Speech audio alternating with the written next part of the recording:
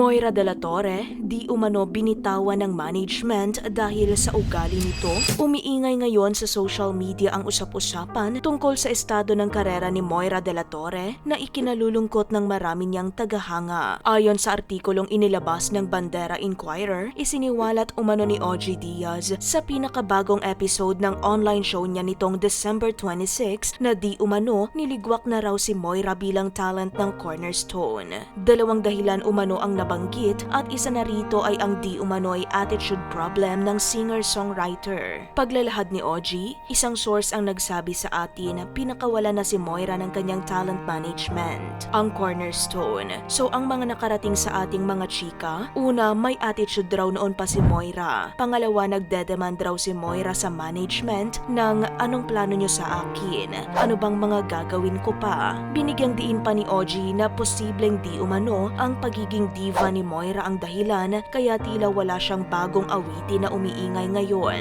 Aniya, lately wala na tayong nababalita ang mga pinasikat pang awitin ni Moira. Yung pag-a-attitude raw ni Moira ay malaking factor para mag-decide raw ang Cornerstone na siya ay bitawan na. Totoo ba yan? Dagdag ni OG, dumating pa raw sa puntong nakiusap umano ang singer-songwriter na magkaroon sila ng co-management setup. Ngunit hindi pumayag ang Cornerstone. Nakialam din daw ang kasintahan ni Moira sa ilang desisyon ng mga awit. Ani OG, malaki raw sa bahagi ng mga desisyon ni Moira yung kanyang boyfriend ngayon.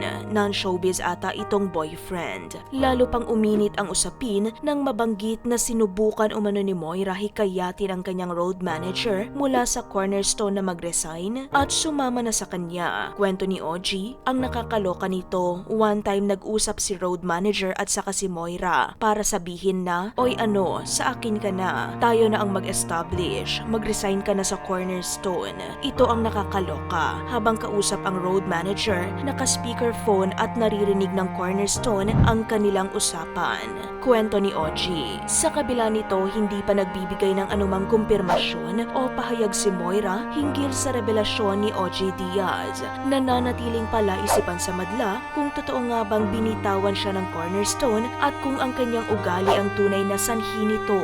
Marami rin ang nakikisimpatya kay Moira, lalo na't isa siya sa pinakaminamahal na hitmaker at OPM artist sa bansa na kilala sa kanyang hugot songs at malambing na tinig.